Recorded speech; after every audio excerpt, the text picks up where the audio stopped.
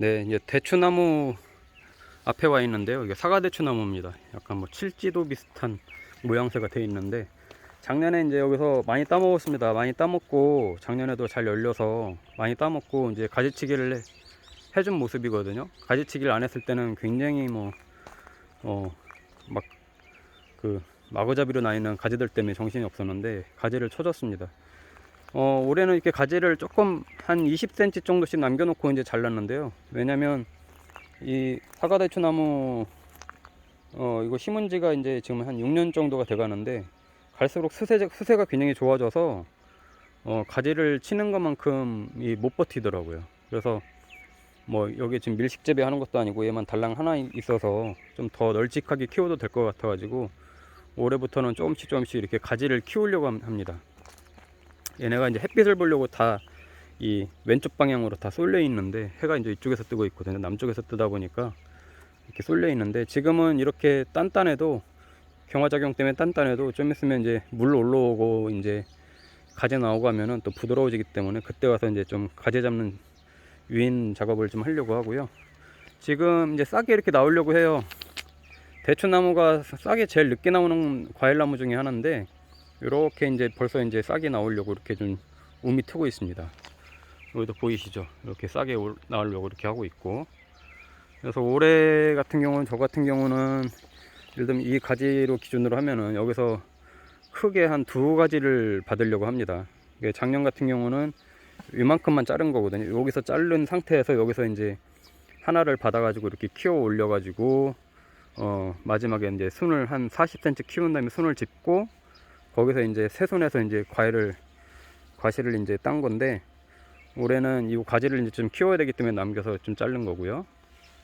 그러면 저 같은 경우는 이 가지 기준으로 보면 당연히 이 끝에서 나오는 애는 순은 받아서 키워야 되고요. 더 이제 키워야 되니까 가지를 얘 키우고, 요쯤에서 또 나올 겁니다. 요쯤에서 나오는 애를 하나 더 받을 겁니다. 옆으로, 이쪽으로.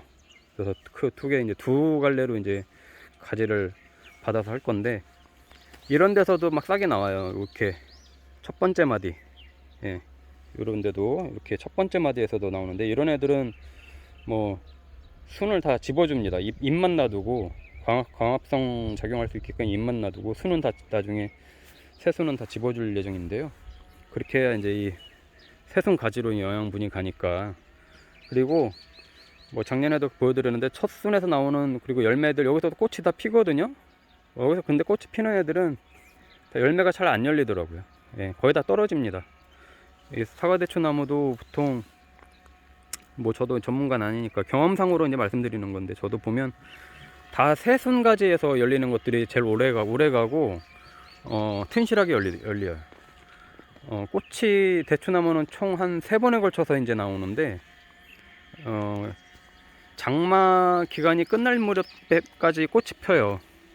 예, 근데 맨 처음에 피는 꽃은 거기서 나오는 그 열린 열매라고 하더라도 나중에 떨어질 확률이 굉장히 높고, 2번째, 3번째 피는 꽃들이 이제 끝까지 남아서 이제 저희가 수확할 때까지 이제 있는 경우가 가장 많은데, 어쨌든 요 새순들을 이제 받아서 대추 순집기하고 곁순치기 하는 방법들이 이제 다양한데, 뭐 다른 집도 이렇게 다 보면 방치해 놓고 키우는데도 잘 열리더라고요, 사실.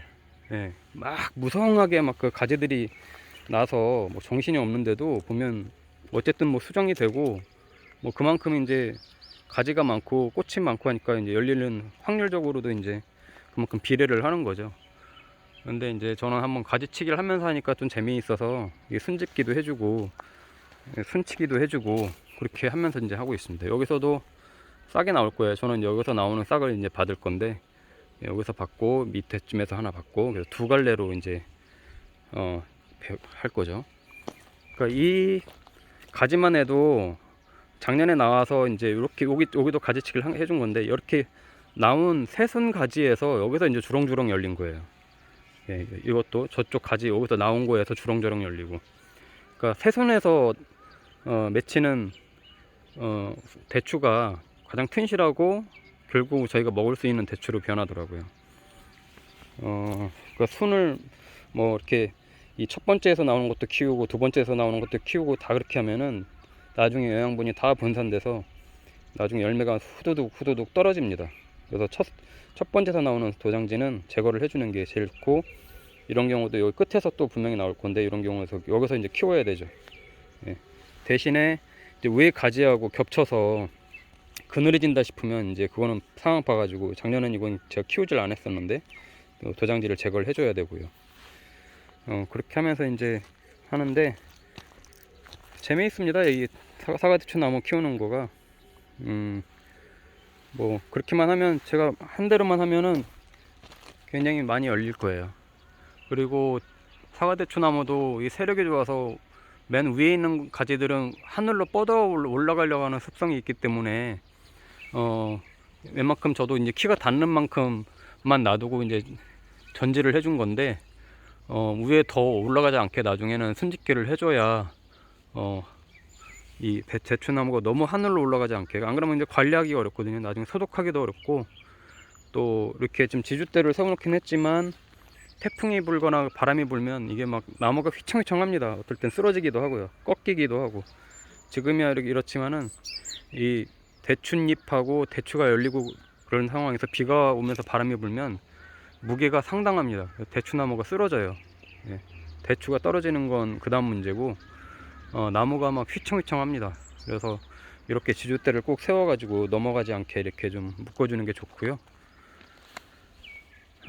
또 다른 대추나무 한번 보러 가겠습니다. 자, 이것도 이제 집 뒤에 있는 사과 대추나무인데요. 뭐 왕대추라고도 하죠. 예. 뭐 사과만큼 크다고 해서 사과대추라고도 하고 하는데, 사과 맛이 난다는 것보다도, 근데 이거는 태력이 아까 있는 것보다 더 좋아서 나무 굵기가 어마어마합니다. 벌써 얘는 이렇게 제가 이렇게 감싸도 한 주먹이 한 주먹으로 못할 만큼 이렇게 컸는데, 지금 얘도 이제 싹이 나려고 이렇게 움트고 있어요. 예. 보이시나요? 예. 그래서 이렇게 싹이 이제 움트고 있고, 얘도 이제 올라오려고, 예, 이렇게 이제 싹이 이제, 요게 이제 가만히 보시면 이렇게 여러 갈래로 보이는데, 이게 이제 잎이 돼서 다 나오고, 가운데서 이제 그 나무가 될 이제 순이 이제 길게 나오는데, 이제 그걸 보면서 이제 이런 애들은 이제 여기서 나오는 애를 키워야 되겠죠. 그래서 이제 새 가지를 받아가지고 쭉 뽑아 올려서 얘처럼, 예, 얘처럼, 얘가 이제 작년에 이렇게 뽑아 올린 건데, 이렇게 이제 뽑아 올려서 이제 40cm 정도 되면 이제 순짓기를 해주고, 이제 이렇게 격까지 나온 거, 요거 이제 잘라준 건데요. 여기서 나온 애들을 키우는 겁니다. 여기서 엄청나게 열려요. 여기서. 근데 여기서 이제 올해는 이렇게 이제 가지를 이제 제가 한 50cm 남기고 받은 건데, 왜냐면 가지를 더 받으려고, 수세가 좋기 때문에. 당연히 맨 끝에 있는 애는 키울 겁니다. 여기 있는 애, 여기서 나온 애는 키울 거고, 뭐 이런 데 끝에서 두 번째 이런 애들은 이제 도장 제거를 해줄 거예요. 한 대신에 양 갈래로 이제 뻗어야 되니까, 한 요 네 번째 있는 거나 이쪽에서 나온 애들을 하나 가지를 더 받아서 키울 겁니다. 그럼 이 가지는 이제 올해 이제 2년생이 되는 거죠. 이렇게 돼서 이제 굉장히 또 굵어지는 이제 가지가 될 텐데, 얘도 수세가 너무 좋다 보니까 이렇게 하늘로 뻗어 올라가려고 하거든요. 얘는 몇 번 위에서 나오는 도장지를 제거를 해줬는데도 장마 기간까지 뭐 계속해서 나오기 때문에, 이 한번 순을 집어줘도 그걸로 끝나는 게 아니라 계속 나와요. 수시로 보면서 이제 제거를 해줘야지, 아차 싶으면 뭐 기간 놓치면은 금방 도장지가 커져서 잎도 무성해지고 가지도 무성해지기 때문에 잘 보면서 이제 도장지 제거를 해줘야 되고, 이런 경우 저도 이렇게 좀 사방으로 지그재그로 이렇게 좀 가지를 햇빛을 보게끔 해줬는데, 또 키우다 보면 이게 저 같은 경우는 산이 이제 뒤에 있으니까 앞쪽으로 다 몰리더라고요. 이 가지들이 햇빛 보려고.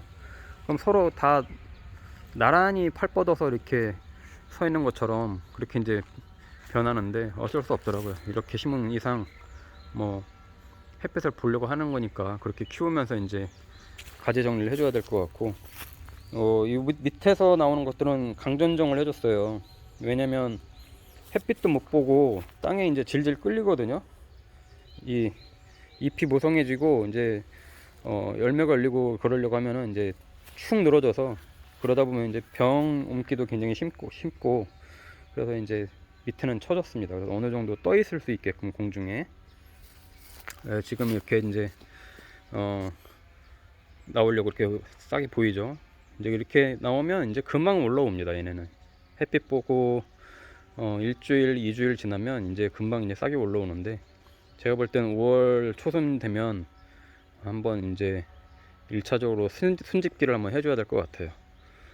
저도 이제 포도나무하고 대추나무 키우는 거를 가장 좋아하고 자신 있어 하는데, 그래도 또 이제 병충해 예방도 계속 해야 되기 때문에 그런 부분 보면서 좀 앞으로 관리를 해 나가겠습니다. 이제 이 포도나무도 계속 보여드리겠지만, 대추나무도 계속해서 손집기부터 곁순치기, 예, 그리고 뭐 또 이제 방제하고 그런 거 계속해서 한번 찍어서 보여드리도록 하겠습니다.